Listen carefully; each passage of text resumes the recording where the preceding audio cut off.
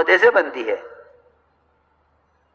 ایک چور لایا گیا حضرت علی کے پاس رضی اللہ تعالی عنہ, اونٹ چرایا. حضرت علی نے فرمایا کیا بات ہے؟ لوگوں نے کہا انہوں نے اونٹ چرایا ہے. اس سے پوچھا بھائی کیا ہوا؟ چور نے کہا جی میں نے اونٹ چرایا ہے. حضرت علی نے فرمایا نہیں نہیں, تم نے اونٹ نہیں چرایا, لوگ غلط کہتے ہیں. اونٹ ساری ایک سی شکل کے ہوتے ہیں, تم اپنا سمجھ کر کھول رہے ہوں گے, وہ کسی دوسرے کا نکلا اس لیے لوگوں نے تمہیں چور کہہ دیا ہے, ورنہ تم نے چوری نہیں کی ہے. دیکھو دیکھو حضرت علی فرما رہے, چور سے فرما رہے نہیں نہیں تم نے چوری نہیں کی. اونٹ سارے ایک شکل کے ہوتے ہیں, تم نے اونٹ اپنا سمجھ کر کھولا ہوگا اور دوسرے کا نکلا, لوگوں نے تمہیں چور کہہ دیا. اس نے کہا مومنین میں نے چوری کی ہے, اعتراف کیا. علی رضی اللہ تعالیٰ عنہ نے جلاد کو بلوا لیا. جلاد آ گیا ہاتھ کاٹنے کے لیے. فرمایا جب تک میں نہ آ جاؤں کچھ مت کرنا. حضرت علی اٹھے, مجلس ختم کی, اٹھے مجلس سے چلے گئے. کافی دیر کے بعد آئے, چور بیٹھا ہوا. چور سے پوچھا کیا بات ہے بھائی, کہاں سے آئے ہو, تم نے چوری کی ہے؟ چور نے کہا نہیں جی میں نے تو چوری نہیں کی ہے. فرمایا جاؤ تمہاری چھٹی, جاؤ جاؤ, قصہ ختم ہو گیا. ہاں یہ طریقہ بتایا ہے امت بنانے کا, یہ طریقہ بتایا ہے. مسلمان کے عیب کو چھپانا, اس کی غلطی کی تعویل کرنا, اور باوجود اس کے چور نے اقرار کر لیا, پھر انکار کر دیا, اس کو چھوڑ دیا. لوگوں نے کہا مومن آپ نے کیا کیا؟ فرمایا میں نے اس کو پکڑا تھا اس کے اقرار کرنے پر اور چھوڑ دیا اس کے انکار کرنے پر. انکار کر رہا, چھوڑ دو, انکار کر رہا, چھوڑ دیا. میں نے پکڑا تھا اس کے اقرار پر, چھوڑ دیا اس کے انکار پر. کیا بات ہے؟ دیکھو مسلمان کے عیب کو چھپانا یہ اتنا بڑا اور اتنا عام کام تھا کہ مسلمان کی عزت سے اسلام کی عزت تھی. مسلمان کی عزت سے اسلام کی عزت تھی. غیروں کی نظروں میں اسلام کی عزت مسلمان کی عزت سے تھی, اور مسلمان کی عزت مسلمان کے عیب کو چھپانے اور اس کی غلطی کی تعویل کرنے کی وجہ سے تھی کہ مسلمان کے عیب کو مسلمان گناہ ثابت نہ ہونے دو. دو میاں بیوی ماں باپ آئے حضرت عمر کے پاس اور آ کر عرض کیا مومنین آپ سے مشورہ کرنے آئے ہیں, ہماری لڑکی سے زنا ہو گیا,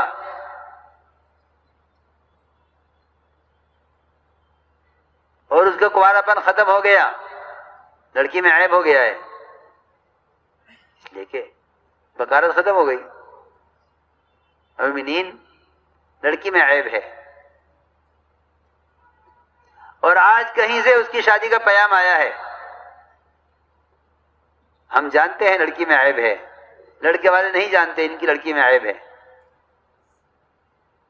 مومنین ہم لڑکے والوں کو بتلا دیں ہماری لڑکی کے اندر کمی ہے اور یہ عیب ہے, چاہو شادی کرو چاہو مت کرو, یہ تو معاملہ ہے. ہم عیب کو چھپا لیں گے, چیز صحیح نہیں ہے تو یہ اچھا نہیں ہوگا, آپ اجازت دے دیں تو ہم لڑکے والوں کو بتا دیں آپ سے مشورہ کرنے آئے ہیں. سن رہے, سمجھ میں آ رہی بات؟ عجیب قصہ ہے. حضرت عمر نے فرمایا اس لڑکی کے ماں باپ سے جاؤ اس کی شادی کرو, اور ایسے شادی کرو اس لڑکی کی جیسے کسی پاک دامن عفیفہ لڑکی کی شادی کی جاتی ہے. جس سے کبھی کوئی گناہ چھوٹا بھی نہ ہوا ہو، ایسی اس کی شادی کرنا۔ اور اگر تم نے کسی کو اس کا یہ عیب ظاہر کیا اور تم نے کسی کو بتلایا کہ لڑکی میں یہ کمی ہے، تمہیں ایسی سخت سزا دوں گا کہ میں نے کسی ملک میں کسی آدمی کو ایسی سزا نہیں دی ہوگی۔ سارے ملکوں کے لیے عبرت ہو جائے گی وہ سزا جو میں تمہیں دوں گا اگر تم نے اس لڑکی کا یہ عیب کسی کے سامنے بھی ظاہر کیا۔ میرے دوستو، بزرگوں، عزیزو، یہ ہے میں جو عرض کر رہا تھا نا کہ حضور اکرم صلی اللہ علیہ وسلم اور آپ کے صحابہ کا دعوت اور تربیت کا اسلوب اور طریقہ، کیونکہ اسلام وہ تو ایک مستقل مزاج ہے، اسلام ایک مستقل مزاج ہے، اور اس کام کے کرنے والوں کو اپنے آپ کو اس مزاج کا پابند بنانا پڑے گا، اپنے آپ کو اس مزاج کا پابند بنانا پڑے گا۔ یہ نہیں کہ کام کرو کسی بھی مزاج سے، بلکہ اپنے آپ کو اتباع سنت پر لانا ہوگا۔ اتباع سنت میں 3 لائن سے سنت کا اتباع ہے، ایک باعتبار دعوت کے، دوسرے باعتبار عبادات کے، اور تیسرے باعتبار اخلاق، معاشرے، معاملات اور ضروریات کے۔ ان 3 لائنوں سے سنت کا احیاء ہے اس امت کے ذمہ۔ اس لیے پہلی سنت سنت دعوت ہے کہ آپ کی دعوت میں سب سے اہم چیز عمومیت ہے، کہ آپ نے امت کو جو دعوت دی ہے وہ علاقائیت، قومیت، رنگ اور زبان، ان تمام نسبتوں سے بالا تر ہو کر آپ نے دعوت دی ہے۔ آپ کی دعوت میں بہت اہم بنیادی چیز یہ ہے کہ آپ کی دعوت سے امت بنی ہے۔ آپ نے امت کو تقسیم نہیں کیا، امت کو تقسیم نہیں کیا، امت کو آپ نے تقسیم نہیں ہونے دیا، بلکہ حضور اکرم صلی اللہ علیہ وسلم نے امت بنانے کے لیے سب سے بنیادی کام یہ کیا ہے کہ ہر رنگ، ہر زبان، ہر خیال والوں کو آپ نے ایک ساتھ جمع کیا ہے۔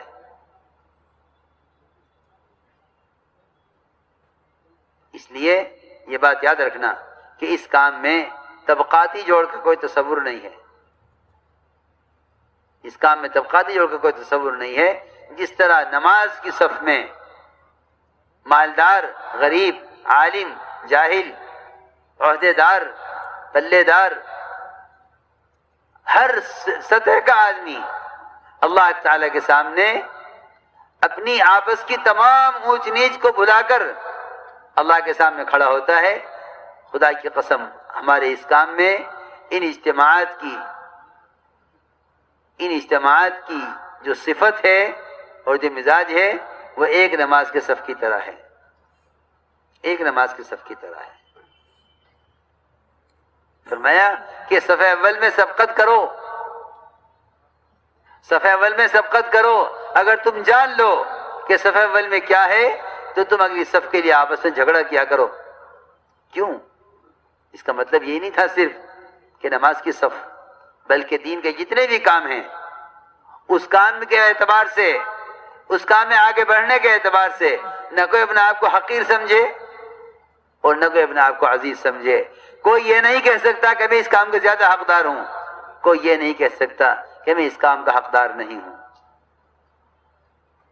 حضور اکرم صلی اللہ علیہ وسلم نے اپنے طرز دعوت سے امت بنائی ہے، آپ اپنے طرز دعوت سے امت بنائی ہے، اور امت کے بننے میں آپ صلی اللہ علیہ وسلم نے زبان میں، رنگ میں اور قوم میں اور قبیلے میں اور اوپر اور نیچے والوں میں امت کو کہیں تقسیم نہیں ہونے دیا، امت کو تقسیم نہیں ہونے دیا۔ بلال حبشی رضی اللہ تعالی عنہ کالے ہیں، اجنبی ہیں، آپ نے مؤذن بنایا، آپ نے مؤذن بنایا۔ مؤذن کا درجہ بہت اونچا ہے، مؤذن کا درجہ بہت اونچا۔ آپ نے فرمایا، مؤذن کے فضائل بیان کیے، حضرت عمر نے عرض کیا کہ آپ نے اذان کے ایسے فضائل بیان کر دیے ہیں کہ اب ہم میں سے ہر ایک مؤذن بننے کے لیے آپس میں تلواریں چلائے گا، ایک دوسرے کو قتل کرے گا خود مؤذن بننے کے لیے۔ یہ فرمایا حضرت عمر رضی اللہ تعالیٰ عنہ نے کہ آپ نے اذان کے ایسے فضائل بیان کر دیے، ہمارے درمیان اب تلواریں چلیں گے مؤذن بننے کے لیے۔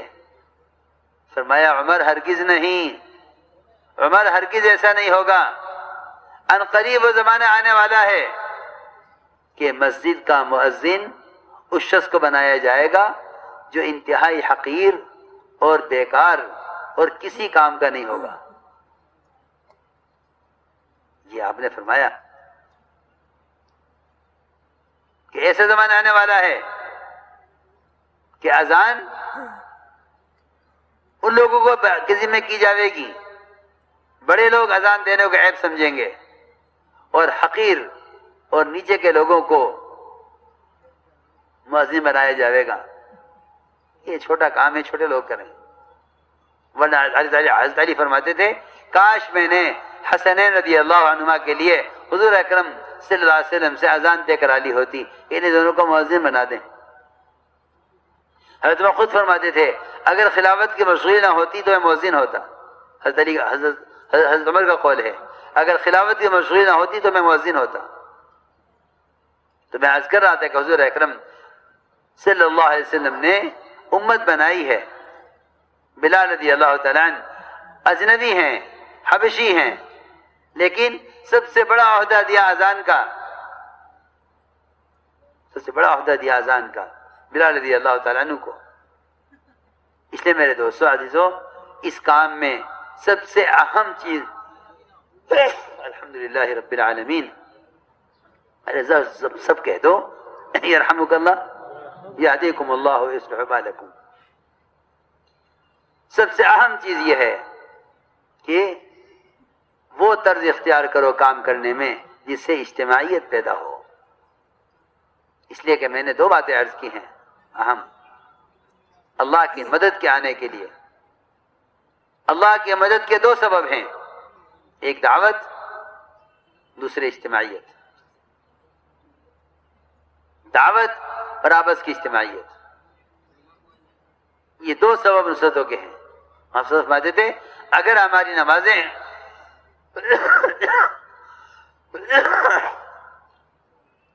نمازیں اور ذکر و تلاوت، ہمارا راتوں کا رونا اور ہماری ریاضتیں اور مجاہدے عرش تک پہنچ جائیں، اللہ کے یہاں قبول بھی ہو جائیں، لیکن اللہ کی مدد نہیں آئے گی جب تک آپس کی اجتماعیت نہ ہو۔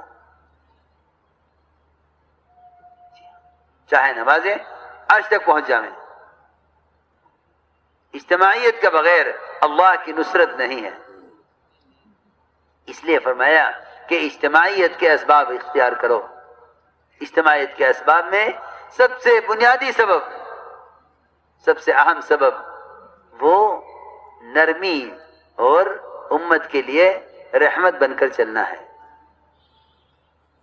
نرمی اختیار کرو، نرمی اختیار کرو۔ میں نرمی کہہ رہا ہوں، مداہنت نہیں۔ dailymarkers.com ایک مداہنت ہے، ایک نرمی ہے۔ کیا فرق ہے دونوں میں؟ دونوں میں کیا فرق ہے؟ دین کے بارے میں سخت ہو جاؤ، دین کے بارے میں سخت ہو جاؤ، اسلام کے بارے میں سخت، مسلمان کے بارے میں نرم۔ حضرت فرماتے تھے میں اتنا ڈرتا ہوں کہ مسلمان کے بارے میں کہ میں مکھن سے زیادہ نرم ہو جاتا ہوں۔ پھر اللہ کا خوف، اسلام کے بارے میں اللہ کے خوف سے اتنا سخت ہو جاتا ہوں کہ پتھر سے زیادہ سخت ہو جاتا ہوں۔ ایک ہے لینت، نرم ہونا، ایک ہے مداہنت، کہ حق کے بارے میں نرم، حق بات سے آنکھ پھیر لینا، حق کو حق جانتے ہوئے انکار کر دینا۔ مداہن اور منافق دونوں کا ایک ہی وزن ہے۔